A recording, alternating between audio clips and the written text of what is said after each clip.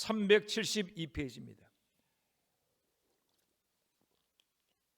신약성경 372페이지 야고보서 2장 14절로 17절 말씀 우리 함께 읽겠습니다. 시작. 내 형제들아, 만일 사람이 믿음이 있노라 하고 행함이 없으면 무슨 유익이 있으리요? 그 믿음이 능히 자기를 구원하겠느냐? 만일 형제나 자매가 헐벗고 일용할 양식이 없는데 너희 중에 누구든지 그에게 이르되 평안히 가라, 덥게 하라, 배부르게 하라 하며 그 몸에 쓸 것을 주지 아니하면 무슨 유익이 있으리요? 이와 같이 행함이 없는 믿음은 그 자체가 죽은 것이라. 아멘. 행함이 없는 믿음, 구체적인 실천이 없는 믿음은 죽은 믿음입니다. 순종이 없는 믿음으로는 복음의 능력이 나타나지 않습니다. 순종하는 믿음이 살아있는 믿음입니다. 순종하고 실천해야 복음의 능력이 나타나고 주님의 교회가 세상의 빛이 될 수 있는 것입니다. 이 땅에 예수권의 복음이 들어온 지 140년이 되었습니다. 전국에 많은 교회들이 있습니다. 그 많은 교회에서 100년 넘는 세월 동안 돈을 섬기는 교회가 되지 말고 하나님을 섬기는 교회가 되어야 한다는 말씀이 얼마나 많이, 얼마나 자주 선포되었겠습니까? 신앙생활을 어느 정도 하신 분이라고 하면 하나님과 돈을 겸하여 섬길 수 없다라고 하는 예수님 말씀을 모르는 분이 없을 것입니다. 그런데 한국교회는 여전히 하나님과 돈을 겸하여 섬길 수 없다고 하는 주님의 말씀에 온전히 순종하지 못하고 있는 것처럼 보입니다. 목회자도 성도들도 돈을 주님의 뜻대로 하나님을 기쁘시게 하는 일에 사용하기를 머뭇거리고 있습니다. 개인은 그렇다고 해도 주님의 몸된 교회조차 성도들이 드린 헌금을 주님이 기뻐하시는 일, 복음을 전하고 가난한 이웃들을 구제하며 미래의 세대를 양육하는 일에 기꺼이 사용할 수 없다면 어찌 그 교회를 진정한 주님의 교회라고 할 수 있겠습니까? 종교개혁의 핵심 정신을 5솔라, 즉 5가지 오직이라고 합니다. 우리 한번 따라하겠습니다. 오직 성경, 오직 그리스도, 오직 은혜, 오직 믿음, 오직 하나님께 영광. 앞에 다 오직이 들어가서 5가지 오직이다 그렇게 말하죠. 오직 성경, 오직 그리스도, 오직 은혜, 오직 믿음, 오직 하나님께 영광. 이 가운데서 가장 먼저 오는 것이 오직 성경입니다. 오직 성경이 제일 먼저 오는 이유는 종교개혁의 정신이 바로 성경에 근거하고 있음을 뜻합니다. 루터는 성경은 자기 자신의 해석자라고 했습니다. 칼뱅은 성경은 교회의 종속물이 아니라 교회 위에 떠 있는 하나님의 말씀이다라고 했습니다. 성경은 우리 신앙의 출발이고 과정이며 목적입니다. 성경을 벗어난 신앙생활, 성경을 벗어난 믿음은 상상할 수 없습니다.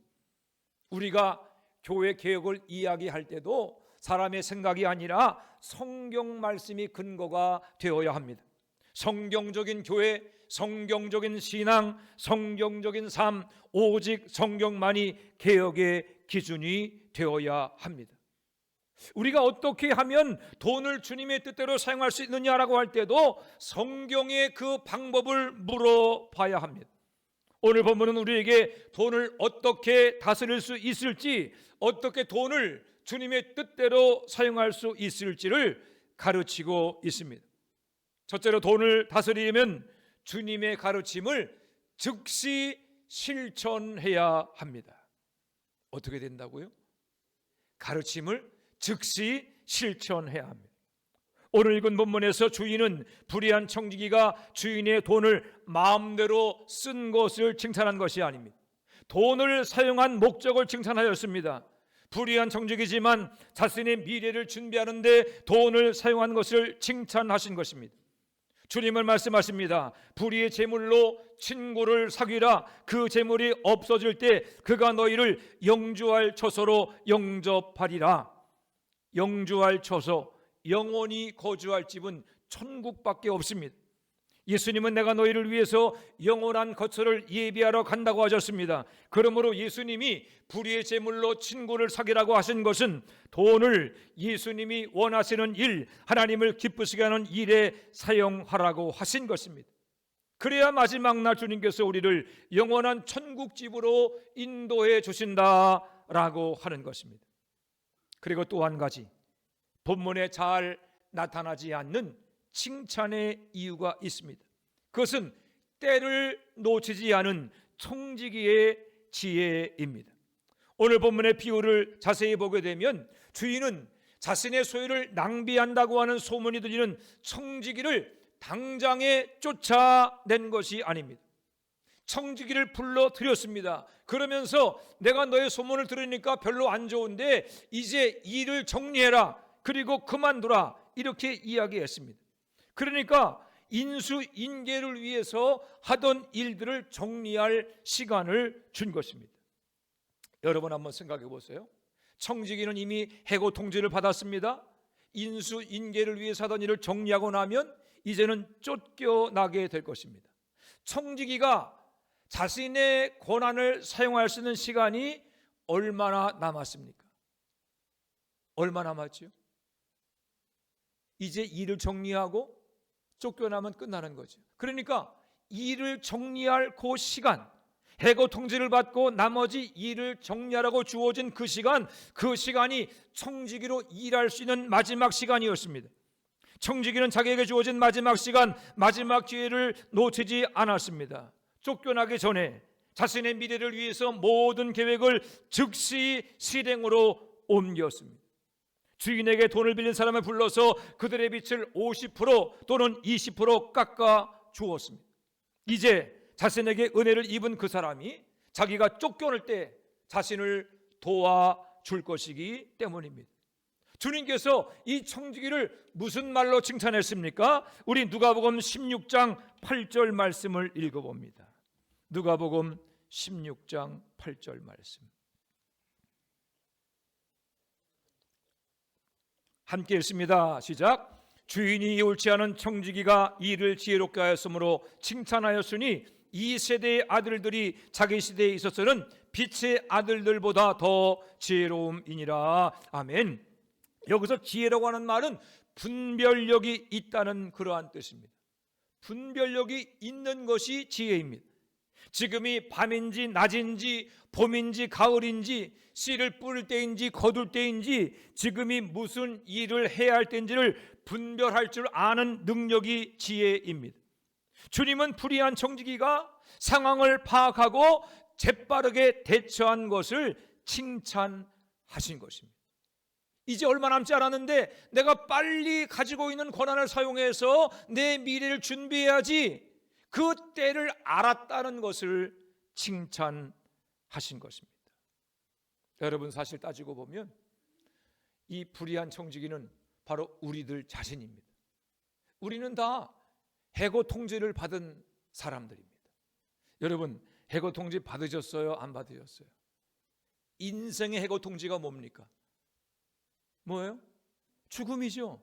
여러분, 죽음이 인생의 해고 통지서입니다. 여러분들 중에서 이 인생의 해고 통지서인 죽음에 대해서 죽음을 면하게 될 것이다, 그렇게 생각하는 분 계세요? 없으시죠? 지금 여러분 뒤에는 다 뭐가 와 있어요? 인생의 해고 통지서인 죽음이 와 있습니다. 그 때가 어느 때인지는 알지 못하지만 주님께서 오라 하시면 우리는 다 하나님께로 가게 될, 이미 죽음의 해고 통지를 받은 사람들입니다. 그러니 여러분, 남은 인생을 어떻게 사용해야 되겠습니까? 성경이 말하고 있는 지혜는 때를 분별하는 능력입니다. 지금은 잘 때가 아니라 깰 때입니다. 지금은 땅에 보화를 쌓아둘 때가 아니라 하늘에 보화를 쌓아둘 때입니다. 우리 예수님이 다시 오실 날이 멀지 않았기 때문에 우리는 주님이 기뻐하는 일을 위해서 우리의 돈, 우리의 헌금을 사용해야 합니다. 그래야만 주님의 칭찬을 받는 그러한 진정한 성도와 교회가 될 수 있는 것입니다. 제 고향은 충청도가 아니고 인천입니다. 저는 어릴 때 인천 앞바다에서 망둥이 낚시를 하면서 자라났습니다. 제가 살던 송림동에서 조금만 걸어가면 금방 갯벌이 나옵니다. 썰물대를 맞추어서 그 갯벌에 가서 바닷물이 들어오기 전에 갯벌을 뒤져 열심히 갯지렁이를 잡아서 이제 미끼를 준비합니다. 이제 밀물이 되어서 바닷물이 들어오기 시작하면 방금 전에 잡은 갯지렁이를 미끼로 망둥이 낚시를 시작합니다. 여러분, 망둥이 낚시 해보셨어요? 얼마나 잘 되는지 모릅니다. 썰물에서 밀물로 바뀌고 나서 바닷물이 발목을 지나서 무릎 정도에 오를 때까지가 망둥이 낚시가 최고로 잘 되는 때입니다. 넣기만 하면 뭅니다. 대나무에 나일론 줄을 묶고 그 끝에 바늘을 단 어설픈 낚싯대지만 낚시를 넣기가 무섭게 망둥이가 올라옵니다. 잡아놓은 갯지렁이 미끼가 부족해지면 작은 망둥이를 잘라서 그것으로 미끼를 사용해도 망둥이가 잘 물려 올라왔습니다. 얼마나 시간이 잘 가는지 모릅니다. 너무나 망둥이 낚시가 재미있지만 바닷물이 무릎 이상 올라오면 낚시를 그만두고 물 밖으로 나갑니다. 두 가지 이유입니다. 처음처럼 망둥이가 잘 잡히지 않기 때문이기도 하고, 더 있다가는 금방 바닷물이 불어서 위험해지기 때문입니다. 여러분, 하다못해 망둥이 잡는 것도 때를 알아야 합니다. 물이 들고 날 때, 낚시를 할 때, 철수할 때를 알아야 합니다. 하물며 하나님이 기뻐하시는 일, 영혼을 구원하고 가난한 이웃들을 구제하며 미래 세대를 양육하려면 더더욱 때를 아는 지혜가 있어야 하지 않겠습니까? 우리 예수님은 틈만 나면 제자들에게 졸지 말고 깨어 있으라, 졸지 말고 깨어 있으라. 지금 눈을 번쩍 뜨는 분들이 계신데, 틈만 나면 제자들에게 졸지 말고 깨어 있으라 라고 말씀했습니다. 그것은 육신의 눈을 뜨고 있으라는 말이 아닙니다. 영적으로 깨어 있어서 시대를 분별할 줄 아는 성도, 시대를 분별할 줄 아는 교회가 되라고 하신 것입니다. 영적으로 잠든 사람은 하나님의 때를 알 수 없습니다. 지금이 낮인지 밤인지 쉴 때인지 일할 때인지를 알지 못합니다. 우리가 열심히 기도하고 날마다 말씀을 묵상하며 순종하는 삶을 살아야 하는 이유는 그래야만 하나님의 때를 알 수 있고, 그래야만 시대를 분별하는 영적인 눈을 열어 지혜로운 인생을 살 수 있기 때문입니다. 사랑하는 여러분, 지금은 어느 때입니까? 불의의 제물로 친구를 사귈 때입니다. 우리의 돈, 우리가 드린 헌금을 주님이 기뻐하시는 일, 영혼을 구원하고 가난한 이웃을 구원하며 또 구제하며 미래 세대를 양육하는 일에 사용해야 할 때입니다. 작년까지는 우리 교회 등록하는 새가족 중에서 어른들이 압도적으로 많았습니다. 그런데 올해 들어서면서 이게 역전됐습니다. 올해는 아이들이 더 많이 등록했습니다. 지난달까지 어른은 17명 등록했는데 유치부에서 청년까지는 48명이 등록했습니다. 그러니까 세대가 더 많은 거죠. 그리고 교회학교에 출석하는 아이들도 점점 많아지고 있습니다. 교회학교가 부흥하고 있다는 것은 무엇을 의미합니까? 우리 교회가 앞으로 무엇에 중점을 두어야 할지를 명확히 드러내는 지표라고 할 것입니다. 과거에는 어른 성도들이 자기 자녀들을 교회로 인도해 왔습니다. 가기 싫어도 엄마 아빠가 가자고 야단치고, 너 교회 안 가면 밥 안 줘, 굶겨, 용돈도 안 줘, 그러면요 마지못해 따라왔습니다. 하지만 이제는 시대가 변했습니다. 아이들이 부모 따라 교회를 오려고 하지 않습니다. 이제는 아이를 따라서 부모들이 교회에 나옵니다. 어디를 가도 자녀들을 맡기고 믿고 맡길 만한 교회 학교가 있는가 없는가를 찾아가고, 아이들이 교회 가자고 하면 예수를 믿지 않는 부모들도 그 아이 때문에 교회에 따라 나섭니다. 교회 부흥이 교회 학교 부흥과 직결되어 있습니다. 코로나 이후에 많은 교회들이 쇠락하고 있지만 여전히 부흥하는 교회는 한결같이 교회 학교가 부흥하는 교회입니다. 교회 학교를 담당하는 우리 김철 목사님이 늘 하는 얘기가 있습니다. 목사님, 물 들어왔을 때 노 줘야 됩니다. 뭐라고요? 물 들어왔을 때 노를 줘야지. 물 들어왔을 때 노를 줘야지. 저도 100% 동감합니다. 다른 교회는요, 미래 세대를 양육하고 싶어도 미래 세대가 없습니다. 물이 없으니까 노저울 쓰고도 할 필요가 없는 것입니다. 그러나 우리 교회는 미래 세대가 자꾸 들어옵니다. 미래 세대를 위해서 믿음의 노, 헌신과 희생의 노를 젓는 것을 멈추지 말아야 할 것입니다. 세상에는 여러분 우연한 일이 없습니다. 하나님께서 우리 교회 교회학교에 영혼들을 보낼 수 있는 이유가 무엇이겠습니까? 미래 세대를 양육하는 교회가 되라는 것입니다. 미래 세대를 양육함으로 화천제일교회 116년 역사상 전무후무한 교회 부흥을 견인해 가라라고 하는 것입니다. 이건 말로만 되는 것이 아닙니다. 아무리 깨닫고 안다고 되는 일이 아닙니다. 지금이야말로 하나님이 주시는 부흥의 때를 위해서 더 많이 기도하고 더 많이 희생하고 더 많이 충성하고 더 많은 예산을 쏟아 부어야 할 때입니다.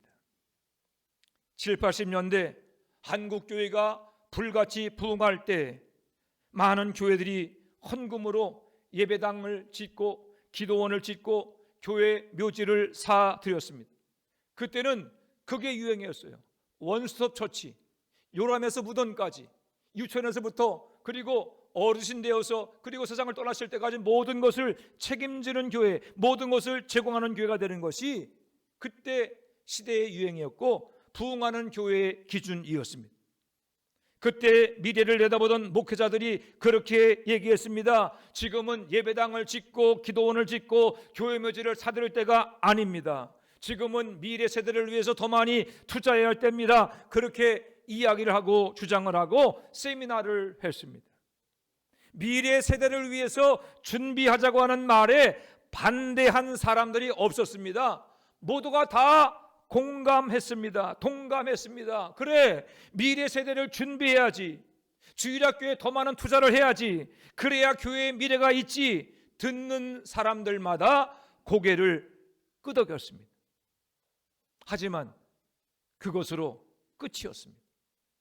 강의가 끝나면, 예배가 끝나면 목사님 은혜 받았습니다. 인사하는 것 외에는 아무 일도 하지 않았습니다. 좋은 생각이라고 찬성하면서도 구체적인 실천으로 옮기지 않았습니다. 당장 급한 일이 아니라고 생각하기 때문입니다. 언제든지 교회 학교에는 문만 열면 많은 아이들이 그렇게 몰려올 것이다라고 생각했기 때문입니다. 어떤 분들은 교회 학교를 그저 밑 빠진 독에 물 붓기, 들인 비용에 비하면 거두는 효과가 너무 적습니다 라고 하는 그런 인색한 마음을 가지기도 했습니다. 아무 일도 하지 않으니 아무 일도 일어나지 않았습니다. 그때는 교회 교육이 세상 교육보다 앞서 있었는데 아무 일도 하지 않은 결과 지금은 교회 교육이 세상 교육을 따라가지 못합니다. 세상 교육은 모든 면에서 저만큼 교회 교육을 앞서가고 있습니다. 7, 80년대가 지나면서 부흥의 기세가 꺾이기 시작했습니다. 2000년이 지나면서 모든 교회들마다 전 연령층에서 교인들이 줄어들고 있습니다. 모든 연령층 중에서 가장 심각한 것은 아이들입니다. 저조한 출산율과 맞물려서 교회 안에 아이들이 눈에 띄게 줄어들고 있습니다. 건물은 멀쩡한데 주일 공예배 1부, 2부에는 어른들이 많이 오는데 교회학교 아이들이 없고 교회학교가 텅텅 비어있는 교회가 얼마나 많은지 모릅니다. 여러분, 지금 20대 이하 청소년들의 복음화율이 얼마인지 아십니까? 한국 청소년들의 복음화율은 3.8%에 불과합니다. 선교사를 파송할 때 그 민족의 복음화율이 2% 미만이면 미전도 종족이라고 부릅니다. 지금 이 땅의 청소년들은 미전도 종족과 다름이 없습니다. 한때 국민의 25%, 30%가 예수를 믿는다고 자랑하며 민족 복음화를 꿈꾸며 전 세계 선교사를 파송하던 한국 교회가 이제 청소년들의 복음화율이 3%대까지 떨어진 이유는 무엇입니까? 부흥의 때를 놓쳤기 때문입니다. 미래 세대를 준비한다는 외치는 소리를 들으면서도 아무 일도 하지 않았습니다. 교회학교에 대한 더 많은 관심을 기울이지 않았습니다. 아이들이 몰려오던 그때 그 기회를 놓치지 않고 미래 세대를 양육하는 일을 위해서 더 많이 기도하고 더 많이 희생하고 더 많이 충성하며 더 많은 예산을 아낌없이 지원했더라면 이런 안타까운 일들은 일어나지 않았을 것입니다. 어떤 분들은 우리 교회학교의 부흥을 그럴 수 있는 일이라고 아무 일도 아닌 것처럼 생각하기도 합니다. 정작 화천제일교회 교회학교의 부흥 소식을 들은 다른 교회들에서는 기적이 일어났다고 다 부러워하고 있는데 우리만 그렇지 않은 것 같아서, 우리만 그냥 덤덤한 것 같아서 제가 볼 땐 안타까운 마음이 있습니다. 우리 교회학교가 부흥하는 이유가 화천이 접경지역으로 젊은 부사관과 장교들이 많기 때문에 그렇게 당연하게 부흥한다고 생각하십니까? 그렇다면 접경지역에 있는 수많은 교회 중에서 유독 우리 교회학교만 부흥하는 것을 어떻게 설명하시겠습니까? 사도행전 2장 47절은 말합니다. 주께서 구원받는 사람을 날마다 더하게 하시니라. 주께서 구원받는 사람을 날마다 더하게 하시니라. 여러분, 구원은요 인간의 일이 아니라 하나님의 일입니다. 구원받는 사람들이 많아지는 이유는 하나님께서 그들을 교회로 보내주시기 때문입니다. 교회 부흥은 목이 좋아서도 아니고 하드웨어가 훌륭해서도 아닙니다. 교회 부흥은 한 영혼이라도 더 구원하기 원하시는 하나님의 역사입니다. 그 교회 영혼들을 보내도 감당할 만한 능력과 믿음과 실력이 있음을 아셨기 때문에 부흥을 허락해 주는 것입니다. 사랑하는 천절교 성도 여러분, 7, 80년대 부흥의 때를 놓친 한국교회 전철을 다시 밟지 않게 되기를 바랍니다. 성경은 말합니다. 천하 모든 일에 때가 있다. 하나님의 부흥도 때가 있습니다. 하나님은 아무에게나 부흥의 기회를 주지 않으십니다. 말씀과 기도로 깨어있는 자들에게만 부흥의 기회를 주십니다. 영적으로 깨어있지 않으면 하나님의 때를 알 수 없습니다. 내일부터 세일의 특별 새벽 기도가 열립니다. 잠든 영혼을 깨우기 위해서 하나님이 우리에게 주신 절호의 기회입니다. 여러분이 기도로 깨어나야 여러분 자신이 살고, 여러분이 기도로 깨어나야 여러분의 자녀가 살고 여러분의 가정이 살아나게 될 것입니다. 여러분이 기도로 깨어나야 교회가 부흥하게 될 것입니다. 불의한 청지기는 자신에게 주어진 그 마지막 기회를 놓치지 않았습니다. 과감하게 그리고 단호하게 행동함으로 자신의 미래를 위한 모든 준비를 마쳤습니다. 주님께서 우리 모두에게 때를 아는 지혜를 주시기를 기도합니다. 우리 부모님들이 늘 그랬어요. 야, 기현아, 공부에는 때가 있다. 그렇지요? 여러분, 공부에도 때가 있죠. 세상의 모든 것에 때가 있습니다. 제가 지금 후회하는 것은 그때 엄마 아빠 말을 잘 들었어야 되는 건데, 때가 있다는 말을 알고 좀 더 열심히 노력했으면 더 하나님이 기뻐하신 일을 감당하지 않았겠나, 그런 후회를 해봅니다. 주님께서 우리 모두에게 때를 아는 지혜를 주시기를 기도합니다.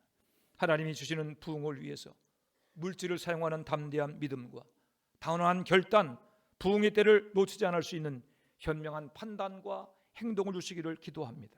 그래야므로 다시금 부흥의 새 역사, 화천을 구원하며 한국을 새롭게 하는 놀라운 부흥의 역사가 우리 교회로부터 불같이 일어날 수 있게 되기를 우리 주님의 이름으로 축원해 드립니다. 기도하겠습니다. 하나님, 은혜와 사랑을 감사합니다. 주님께서 화천여교를 사랑해 주시고 지금까지 은혜 가운데 인도하여 주시며 무엇보다 아버지 하나님이여 교회학교의 부흥을 이루신 것을 감사합니다. 하나님, 교회학교의 부흥을 통하여서 화천여교가 다시금 부흥하는 부흥의 역사를 견인해가는 일들이 있도록 주여 도우시고 인도하여 주시옵소서. 무엇보다 불의한 청지기가 자신에게 주어진 때를 잘 활용한 것처럼 저희도 아버지 하나님이여 우리에게 주어진 인생의 때를 잘 활용케 하시며 내게 주신 재물과 아버지 모든 물질을 가지고 주님을 위해서, 그 나라를 위해서 헌신하며 희생하며 충성하는 그러한 충성된 모든 주의 백성들 되게 하여 주옵소서. 하나님, 기도합니다. 우리 모두에게 때를 아는 지혜를 허락하여 주시옵소서. 하나님의 주시는 부흥을 위해서 물질을 사용하는 담대한 믿음과 단호한 결단과 부흥의 때를 놓치지 않을 수 있는 현명한 판단과 행동을 허락하여 주시옵소서. 성령으로 충만케 하시고 기도와 말씀으로 깨워 희생하며 헌신하며 충성하며 주의 나라를 든든히 세워감으로 마지막 때에 주 앞에서 잘하였도다 착하고 충성된 종아 칭찬받는 주의 백성들 되게 하여 주옵소서. 감사드리며 예수님의 이름으로 기도에 싸움나이다. 아멘.